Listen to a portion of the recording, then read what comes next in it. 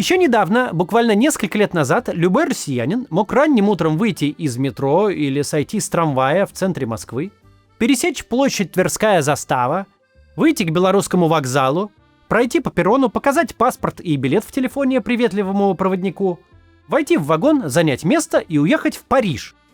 Вот так вот запросто. Без пересадок, без крюка через Турцию или Белград. Прям на поезде. Напрямую. Смоленск, Минск, Брест, Варшава, Берлин, Франкфурт на Майне, Страсбург и Париж. Путь не близкий. Больше 3000 километров. И ехать почти 40 часов. Это был один из самых длинных трансевропейских маршрутов. Зато можно было расслабиться, почитать книжку, поглядеть в окно. Сначала на поля Белоруссии, затем на леса Польши, потом на ветряки в Германии, ну а там чуть-чуть и Франция уже.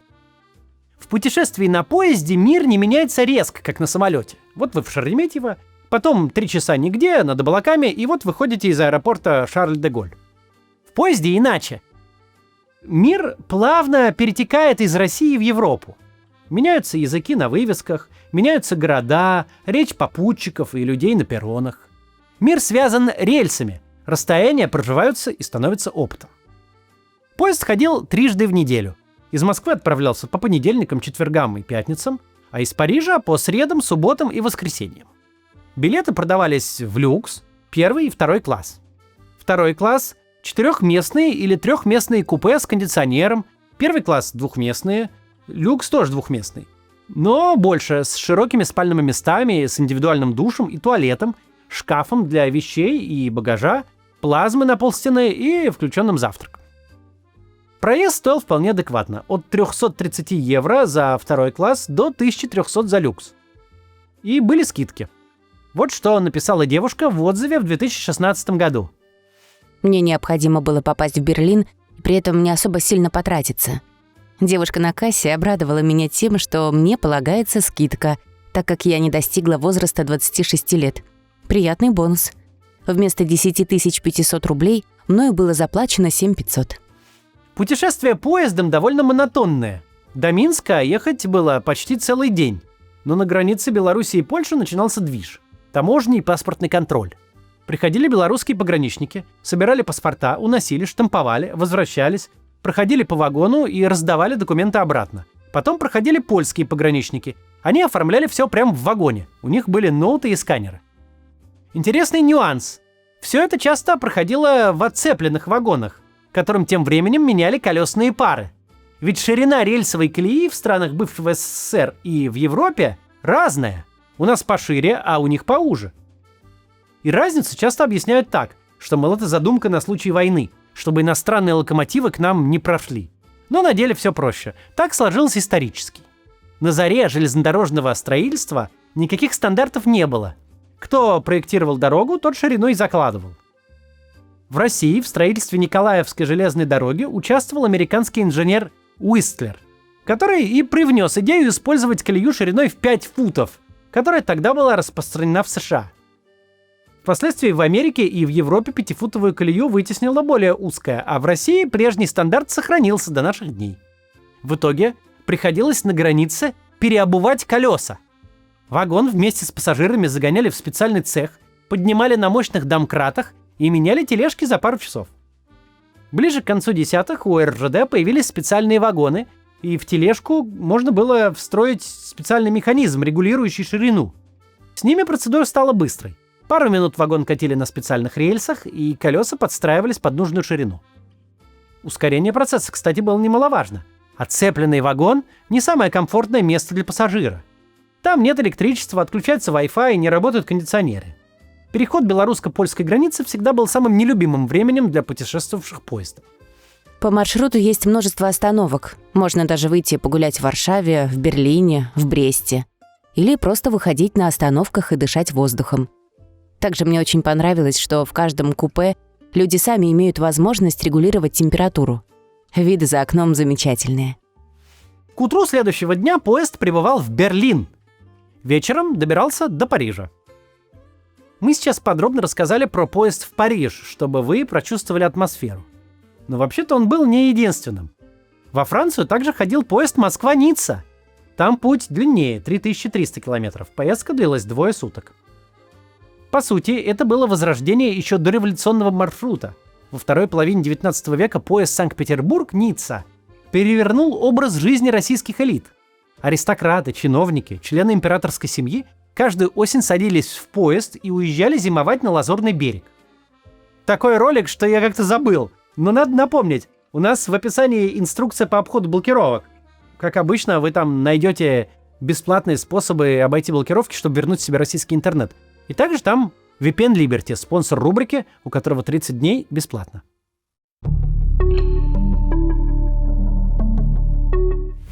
До революции 17 года Россия была естественным образом включена в европейскую железнодорожную сеть, несмотря на проблемы с шириной колеи.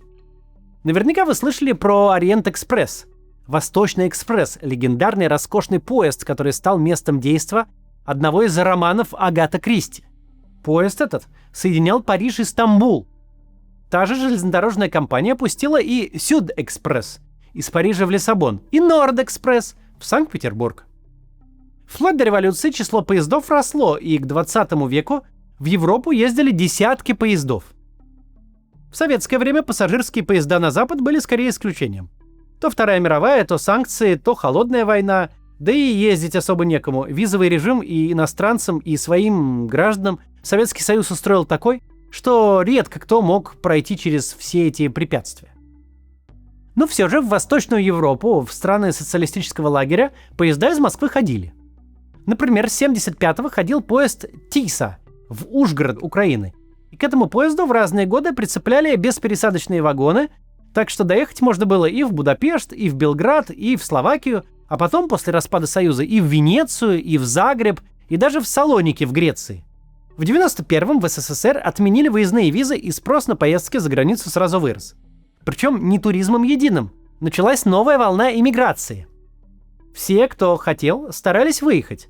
А еще за границу поехали челноки, те самые предприниматели с клетчатыми сумками, которые разом решили проблему с дефицитом товаров в постсоветских странах.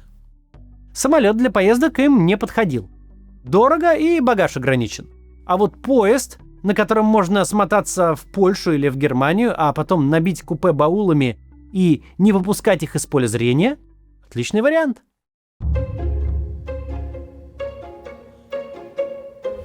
Были маршруты и в Финляндию, которая до Октябрьской революции была частью Российской империи на протяжении более чем 100 лет. Как раз на это время пришлось строительство первых железных дорог, и линия от Санкт-Петербурга до финского города Риихимаки была введена в эксплуатацию еще в 1870-м. Поэтому в Финляндии переобувать поезда на границе не нужно. Поездки максимально простые. Железнодорожное сообщение между Москвой и Хельсинки существовало и в советские годы. Прицепные вагоны следовали до северной столицы в составе скорого поезда Москва-Ленинград. Затем тепловоз тащил их через Выборг в Финляндию. В 1975-м появился фирменный поезд «Лев Толстой». Каждый вечер он отправлялся из Москвы и следующим утром прибывал в Хельсинки. Это был первый ночной поезд в нашей стране, который мог развить невиданную по тем временам скорость в 120 км в час. «Лев Толстой» называли поездом-отелем. Уровень сервиса в нем значительно превосходил привычный советским гражданам. Например, в вагоне-ресторане подавали блюда, приготовленные по рецептам из поваренной книги Софьи Андреевны Толстой, жены писателя. И возможность путешествовать на этом поезде была лишь у тех, кому разрешался выезд из СССР. Среди немногих пассажиров были в основном деятели культуры, дипломаты и спортсмены. Когда Советский Союз распался, поездки на Льве Толстом стали доступными всем желающим. Ну как доступными? Они, конечно, были дорогие, но можно было все-таки купить билет и поехать.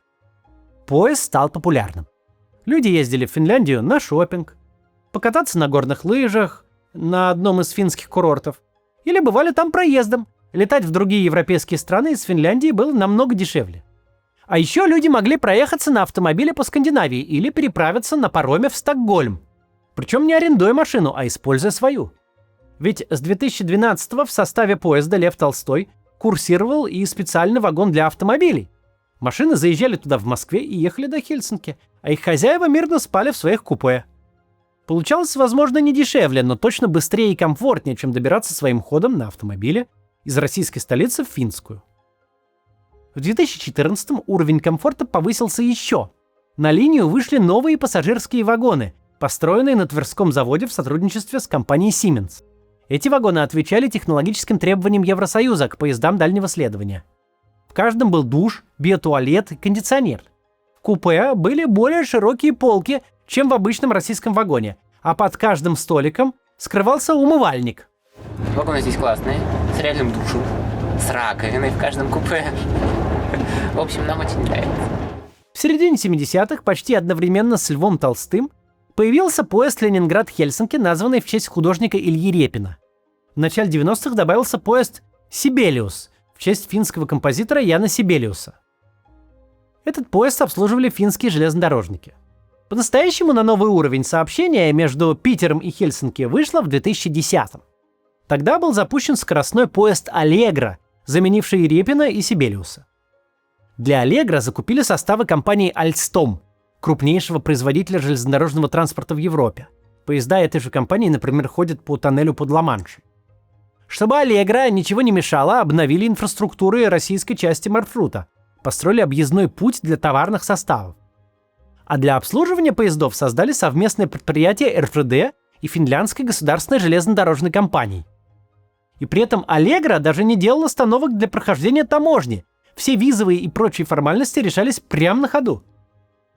12 декабря 2010-го «Аллегро» совершил свой первый рейс из Хельсинки в Питер. На борту были Владимир Путин, на тот момент премьер-министр России, и президент Финляндии Арья Халонен. Вам понравилось? Очень понравилось, да. И, действительно быстро. 200 с лишним километров скорость. Не успели как следует поговорить, это правда. Все в порядке. «Аллегро» до Хельсинки запустили почти одновременно с Сапсановой до Москвы. И большой вопрос, какое из этих событий было для петербуржцев важнее. Скоростное сообщение с Финляндией позволяло ощутить себя частью западного мира. За 3,5 часа можно было доехать из центра своего города до центра европейской столицы. Москвичи таким похвастаться не могли. Тем более, что финское консульство крайне лояльно относилось к выдаче шенгенских виз жителям Петербурга. Для получения визы достаточно было иметь питерскую регистрацию и соответствовать паре базовых требований, типа отсутствия непогашенных судимостей. Тем, кто ездил не в первый раз, открывали длительные мультивизы, по которым можно было путешествовать и в другие страны. Единственное, на что обращали внимание, чтобы владелец визы все-таки посещал Финляндию чаще, чем другие страны Шенгена.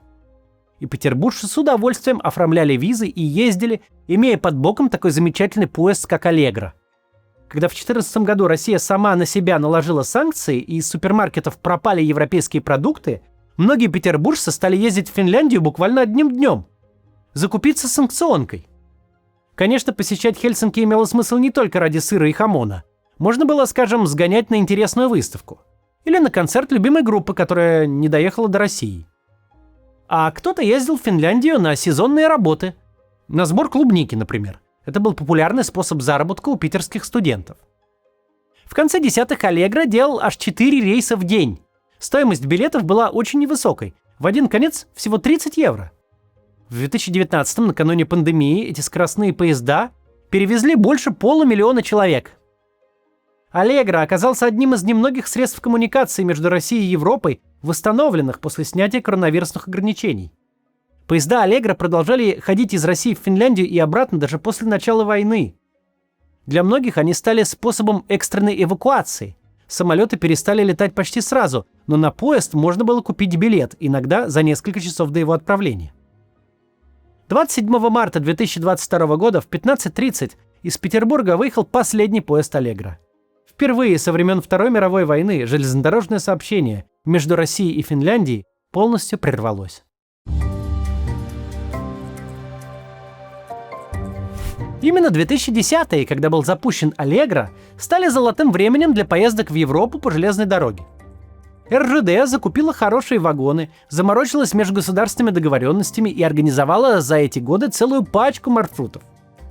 Конечно, находились и те, кто относился к развитию железных дорог со скепсисом.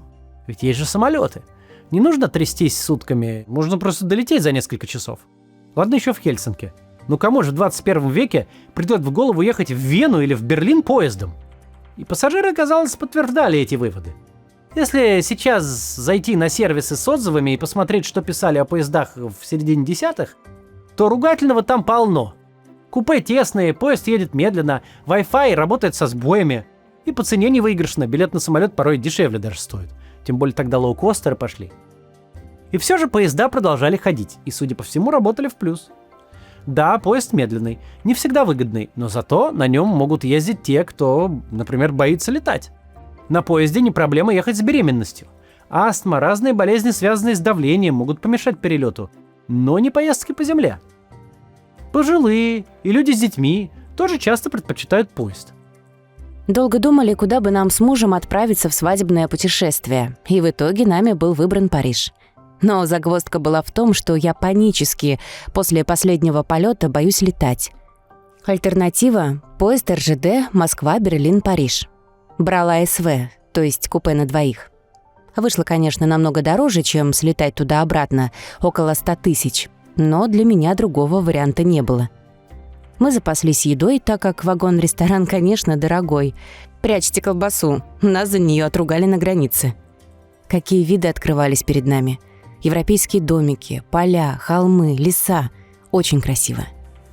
Поезд также выгоден для перевозчиков и государств. Поездки на поезде экологичнее и в среднем дешевле самолетов. И железная дорога не просто связывает рандомные точки в пространстве столицы и крупные города, но и периферию. Неважные точки, что помогает их развитию. На поезде Москва-Париж можно доехать из Минска до Берлина, а можно из Бреста до Познани. Это важная возможность. Житель Москвы и так мог доехать до аэропорта и вскоре оказаться за границей. А вот поезд давал такую возможность жителю Смоленска, которому в ином случае пришлось бы сначала добираться либо до Москвы, либо до Минска. Приличный крюк и по бюджету бьет неприятно. Есть известный эффект. Экономика начинает расти на пару лишних процентов в год в тех местах, где есть крупные железнодорожные потоки. Если можно легко и быстро добраться из одного приграничного города в другой, по ту сторону границы, значит, у вас вырастет поток туристов, улучшится бизнес. Ведь партнерам в разных странах будет легче встречаться и возить товары. Этот эффект, взаимное положительное влияние на экономическую интеграцию стран, настолько велик, что даже существует термин «железнодорожная дипломатия». Так называют совместное создание инфраструктуры, обязательств и договоренностей. Такой дипломатией, например, вовсю пользуется Китай, создавая инициативу «Один пояс, один путь». Ее суть в том, чтобы создать устойчивые транспортные коридоры, морские и воздушные, но самые ценные железнодорожные. Это поддержит экономический рост страны, сделает ее близкой и доступной всему миру, чтобы пассажиры и грузы перемещались легко, что в Китай, что из Китая. Очевидно, что еще в 10-е годы в нашей стране были похожие амбиции, и РЖД вела в том направлении солидную работу. И качественную, хорошую работу. А потом случился ковид, и поезда встали. Те, что возобновили работу после, окончательно закрылись в 22-м.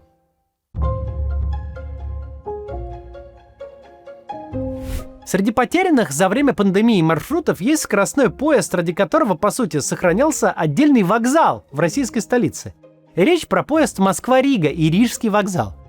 Больше с этого вокзала не ездил ни один поезд дальнего следования. Это здание в псевдорусском стиле, с кокошниками и вензелями, за свою историю пережило разное. Построили его в начале 20 века, и оно стало самым загруженным вокзалом во всей Российской империи. Отсюда можно было поехать не только на Балтийское море, но и в Беларусь, и в Польшу. В залах ожидания не хватало мест. Привокзальная площадь была переполнена. В поисках свободного извозчика пассажирам приходилось идти пешком на соседней улице с багажом в руках. В советское время Рижский вокзал связывал столицу с Балтийскими республиками. А вот после распада СССР вокзал свою транспортную функцию потерял. В нулевые с Рижского ходили лишь пригородные электрички и 3 пассажирских поезда в Псков, Великие Луки и в Ригу. У москвичей моего поколения этот вокзал ассоциируется скорее с цветочным рынком, который расцвел рядом в 90-е, чем с транспортным хабом.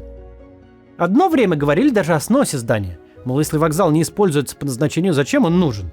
Лучше построить на его месте торговый центр или офисы, или ЖК. К счастью, этого не случилось. Памятник архитектуры остался на своем месте, продолжая обслуживать 3 дальних рейса.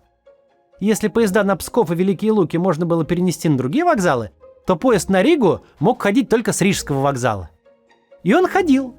Вплоть до 2020 года поезд Латвиас Экспрессис отправлялся каждый день в 15:42. Можно было доехать до одноименной станции московского метро, погрузиться в вагон и уже следующим утром в 8:30 сойти на перроне в Риге. У Латвийского экспресса было одно серьезное неудобство.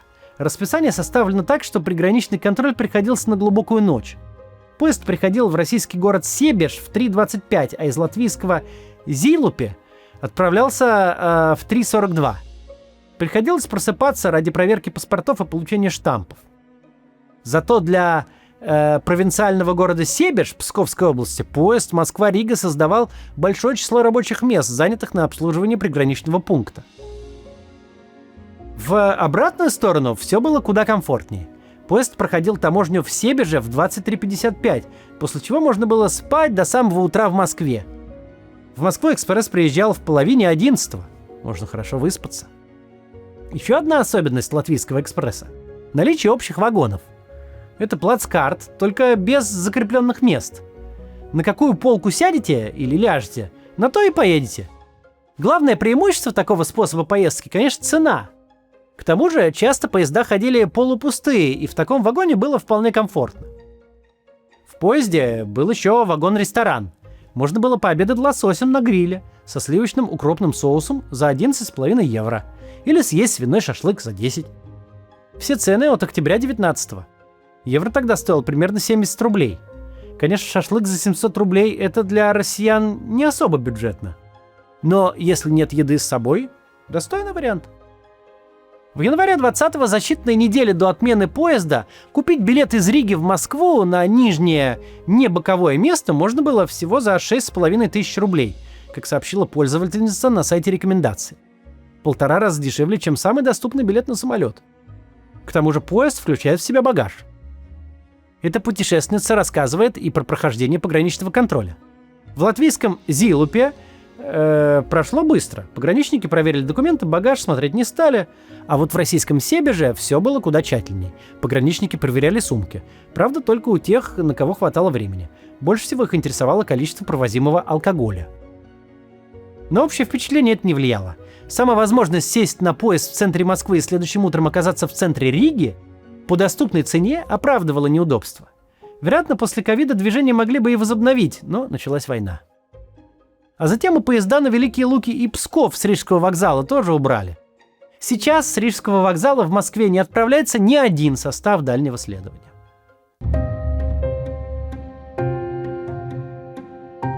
Латвия не единственная бывшая советская республика, с которой Россия сохраняла железнодорожное сообщение после распада СССР.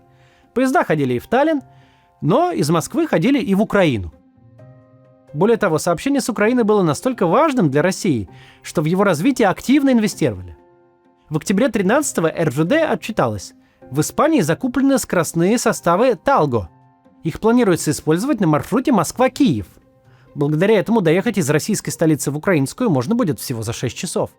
Это почти как Сапсан до Питера. Ну, дольше, конечно, но все равно дневной поезд. Сел, почитал книгу или посмотрел короткий сериал, и вот ты уже на Крещатике. Но всего через месяц в Украине начался Евромайдан, а затем был свергнут Янукович. Россия аннексировала Крым, развязала конфликт на Донбассе. Поезда Талго вместо Киева отправились в Нижний Новгород. Их стали называть стрижами. После начала полномасштабного вторжения в 22 году и введения санкций против России составы Талго вывели из эксплуатации. Поезда, которые должны были гонять между Москвой и Киевом, сейчас гниют где-то в депо. Но до всего этого из России в Украину можно было добраться и с ветерком, и с комфортом. С 2005-го из Москвы в Киев ходил флагманский столичный экспресс. Он отправлялся с Киевского вокзала в 11 вечера, а прибывал в Киев в 8 утра. Удобное расписание, хорошее обслуживание и доступные цены сделали его безумно популярным. На столичном экспрессе ездили политики, звезды шоу-бизнеса, предприниматели. Существовал даже специальный VIP-вагон для особо платежеспособных гостей.